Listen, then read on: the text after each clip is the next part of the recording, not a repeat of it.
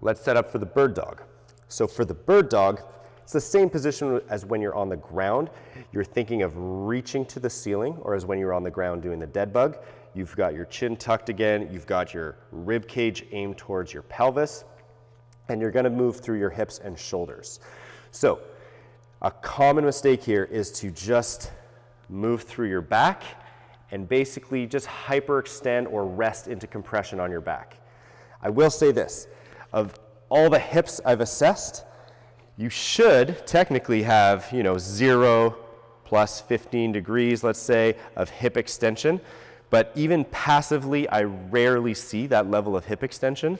So if your foot is getting up to your hip or even higher, that means not only do you have the passive hip extension, but you've got active, and I rarely see that. So know that there is a chance, if your foot's even this high or higher, that you're probably extending through your back, which means you're creating that open scissor, which means you're losing that pressure, you've got poor core function. So don't worry about how high this foot and hand get, just maintain your position and your pressure. So let's start.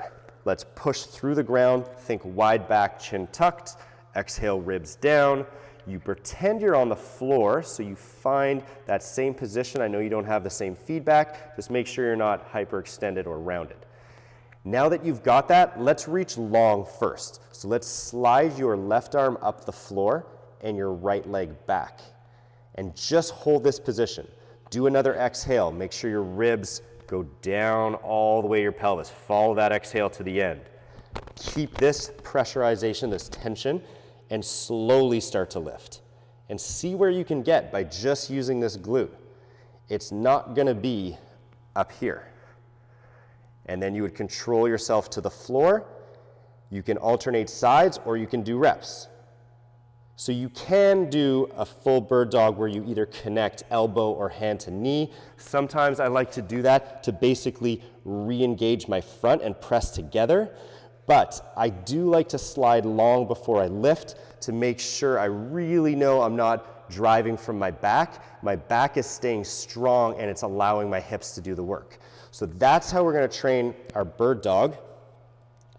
And if it's too difficult, you can always practice just arms and you can always practice just legs. And there are advantages to that, but we did program it as a full bird dog.